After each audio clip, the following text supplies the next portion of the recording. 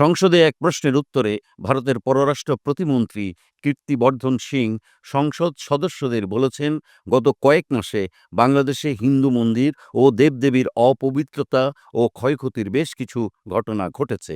ভারত সরকার এই বিষয়ে উদ্বেগ প্রকাশ করেছে। ঢাকার তাঁতীবাজারে পূজা মণ্ডপে হামলা এবং ২০২৪ সালে দুর্গাপূজার সময় সাতক্ষীরার যশোরেশ্বরী কালী মন্দিরে চুরির ঘটনা ঘটেছে।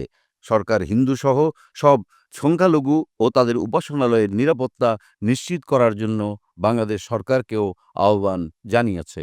তিনি বলেন, সংখ্যালঘুসহ বাংলাদেশের সকল নাগরিকের জীবন ও স্বাধীনতা রক্ষার প্রাথমিক দায়িত্ব বাংলাদেশ সরকারের। গত আগস্টে সাবেক প্রধানমন্ত্রী শেখ হাসিনা সরকারের পতনের পর থেকে বাংলাদেশে হিন্দুদের উপর কথিত হামলার বিষয়ে একের পর এক বিবৃতি দিয়ে আসছে ভারত সরকার। এ নিয়ে ভারতীয় গণমাধ্যমে বিভিন্ন খবরও প্রকাশ করা হচ্ছে। তবে বাংলাদেশের অন্তর্বর্তী সরকার বরাবরই ভারতের এসব অভিযোগ অস্বীকার করে আসছে। সরকার বলছে, সংখ্যালঘু নির্যাতন নিয়ে প্রচুর অপতথ্য বা ভুল তথ্য প্রচার করা হয়েছে।